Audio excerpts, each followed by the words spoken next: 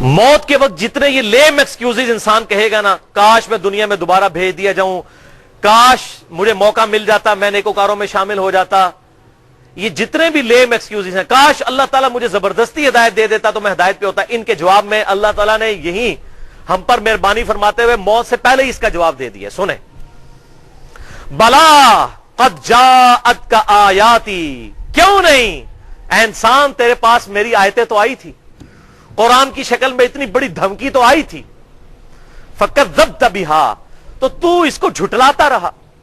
کسی نے تو قرآن کو ماننے سے انکار کر دیا، کسی نے قرآن کی ماننے سے انکار کر دیا. ایک ہے اللہ اور اس کے رسول کو ماننا، اور ایک ہے اللہ اور اس کے رسول کی ماننا.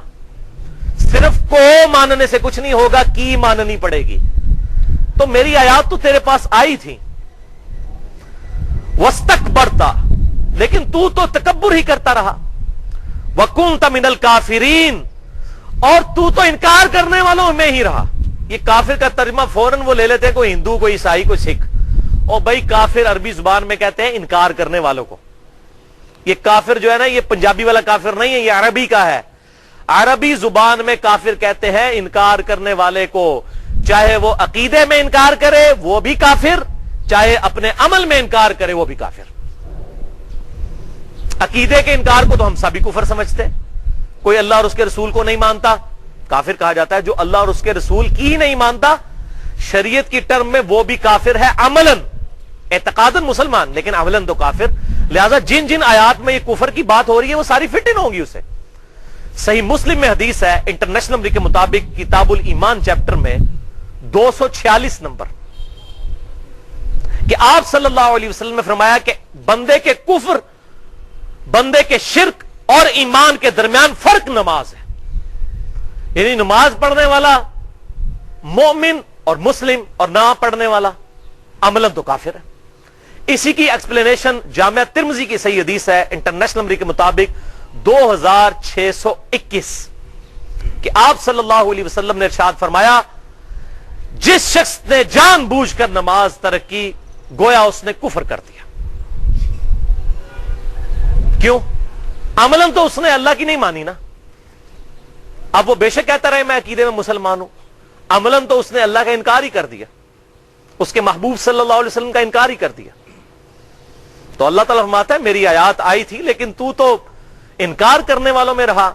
وَيَوْمَ الْقِيَامَةِ تَرَى الَّذِينَ كَذَبُوا عَلَى اللَّهِ وُجُوهُهُمْ مُسْوَدَّةٌ، اور قیامت والے دن وہ لوگ جنہوں نے اللہ کے اوپر جھوٹ باندھا. کیا جھوٹ باندھا؟ اے اللہ جو کچھ بھی ہے تیرے محبوب کی امت سے ہیں، یہ جھوٹ باندھا. یہ اللہ کے محبوب کی تعلیمات ہے صلی اللہ علیہ وسلم.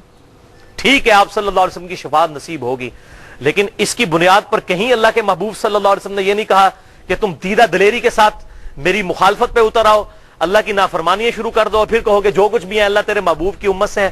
اگر دنیا میں مورل لاز ایکٹیو ہوتے واللہ اسی وقت آ کے سر پہ جوتی پڑتی کہ محبوب صلی اللہ علیہ وسلم کا نام لیتے ہو اور کرتوت اپنے دیکھو.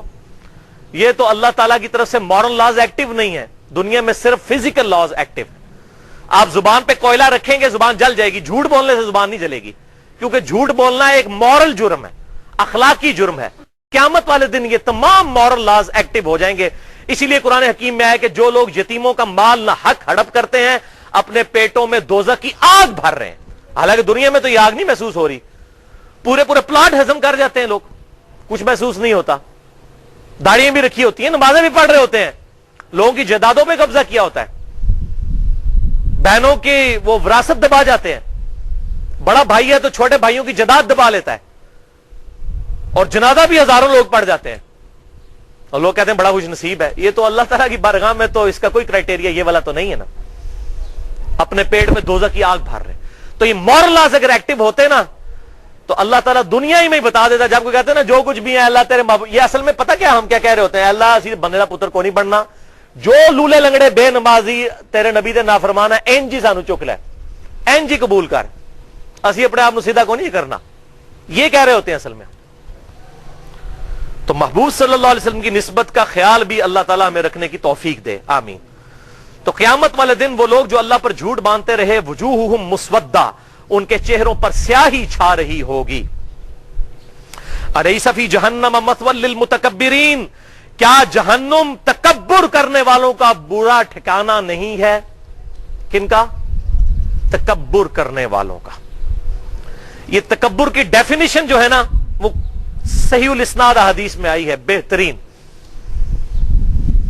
صحیح مسلم میں حدیث ہے، انٹرنیشنل نمبر کے مطابق کتاب الایمان چیپٹر میں 265 نمبر، کہ آپ صلی اللہ علیہ وسلم نے ارشاد فرمایا جس کے دل میں رائی کے دانے کے برابر بھی تکبر ہوا وہ جنت میں نہیں جا سکتا۔ صحابہ نے عرض کیا اللہ کے محبوب صلی اللہ علیہ وسلم بسا اوقات ہماری خواہش ہوتی ہے کہ ہمارے کپڑے اچھے ہوں، ہماری جوتیاں اچھی ہوں، کیا یہ بھی تکبر ہے؟ آپ صلی اللہ علیہ وسلم نے ارشاد فرمایا یہ تکبر نہیں ہے، اللہ بھی خوبصورت ہے اور خوبصورتی کو پسند فرماتا ہے۔ تکبر یہ ہے کہ تم حق بات سے اناد کرو اور دوسروں کو حقیر سمجھو۔ یہ دو چیزیں۔ حق بات سے اناد کیا ہے؟ اگر کوئی بات کتاب و سنت میں آ گئی اور میرے دل نے گواہی دی کہ بات ٹھیک ہے، اب میں اس کو قبول نہیں کرتا، میرا تکبر ہے، میری اکڑ ہے۔ اگر کسی شخص نے بخاری اور مسلم میں نماز کا طریقہ پڑھ لیا کہ آپ صلی اللہ علیہ وسلم رکوع میں جاتے وقت اور رکوع سے اٹھتے وقت رفع الیدین کرتے تھے، اب وہ کہ جی میرے بزرگ پاگل سن، ایڈے وڈے وڈے علماء غلط کام کرتے رہے نے۔ او میرے بھائیو، یہی تو تکبر ہے۔ اللہ کے محبوب صلی اللہ علیہ وسلم کے مقابلے پر کسی بزرگ بابے کی ماننا یا اپنے نفس کی پیروی کرنا، یہی تو تکبر اور اکڑ ہے۔ قرآن حکیم کے مقابلے پر کسی اور کی تعلیمات کو قرآن کے مقابلے پر مان لینا، یہی تو تکبر ہے۔ اور دوسروں کو حقیر سمجھنا۔ آپ مہنگا لباس پہننا چاہتے ہیں پہنے، جتنا مرضی پہنے، لیکن اس کے مقابلے پر کسی دوسرے کو حقیر نہ سمجھیں۔ جس کو اللہ نے نہیں دیا تو اسے نہ دے کر آزمایا، آپ کو دے کر آزمایا۔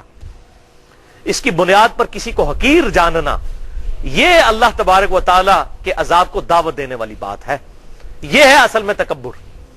اچھا لباس پہنے، بے شک پہنے، لیکن کسی دوسرے کو حقیر نہ سمجھے۔ تکبر یہ نہیں ہے کہ تم اچھا لباس پہنو یا اچھے دکھو، بلکہ تکبر یہ ہے کہ حق بات سے اناد کرو اور لوگوں کو حقیر جانو۔ وَلِعَوْذُ بِاللَّهِ تَعَالَى۔ اللہ تعالی ہم سب کو تکبر سے محفوظ فرمائے۔ باقی اگر کسی نے اچھا لباس پہنا ہوا ہے یا کسی کی گفتگو کا سٹائل ایسا ہے، اس پہ تکبر کا فتویٰ نہ لگائیں۔ اس کی وجہ یہ ہے تکبر ٹوٹلی دل کی کیفیت کا نام ہے۔ یعنی میں کسی شخص کو یہ کہہ نہیں سکتا یہ متکبر ہے۔ ہو سکتا ہے اس کی گفتگو کرنے کا سٹائل ہی ایسا ہو، یا اس کو اچھا لباس پہننا پسند ہو۔ یہ دل کی کیفیت جو ہے، یہ دل کا معاملہ اللہ تعالیٰ کے ساتھ ہے، یہ ذہن میں رکھیے گا۔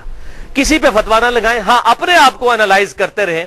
خصوصاً میں علماء سے کہتا ہوں، اور یہ ہمارے جو ناتھان حضرات ہیں، جس قسم کے انہوں نے زرق برق لباس پہنے ہوئے ہیں، جیسا کہ وہ نو بیاتا دلہن نے لباس پہنے ہوتے ہیں نا، وہ کلرڈ قسم کے اور عجیب و غریب قسم کے، انہوں نے وہ پگڑیاں بھی بڑے 10 20 رنگوں کی پہنی ہوتی ہیں۔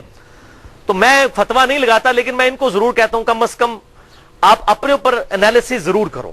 سنن ابی داؤد میں صحیح حدیث ہے کہ آپ صلی اللہ علیہ وسلم نے ارشاد فرمایا جس شخص نے دنیا میں شہرت کا لباس پہنا، اللہ تعالیٰ قیامت والا دن ذلت کا لباس اسے پہنائے گا۔ ایسا لباس جس سے وہ لوگوں کو اٹریکٹ کرنا چاہے، یعنی اتنی بڑے بڑے یہ جبے کبے اور بڑی بڑی یہ گونے پہنی ہوتی ہیں، عجیب و غریب قسم کے لباس پہنے ہوتے ہیں، اپنا روب لوگوں کے اوپر ڈالنے کے لیے۔ یہ جو معاملات ہوتے ہیں نا، اس طرح کے معاملات انسان کو جو ہے نا وہ تکبر کے اندر مبتلا کر دیتے ہیں، اور پھر اس میں بڑا خطرہ ہوتا ہے کہ انسان جو ہے وہ راہ راست سے ہٹ جائے۔ لیکن کسی پہ فتویٰ نہ لگائیں، ہم اپنے آپ کو اینالائز کرتے رہیں کہ ہم کس ڈگر کے اوپر چل رہے ہیں۔ اللہم اجرنا من النار، اللہم اجرنا من النار، اللہم اجرنا من النار۔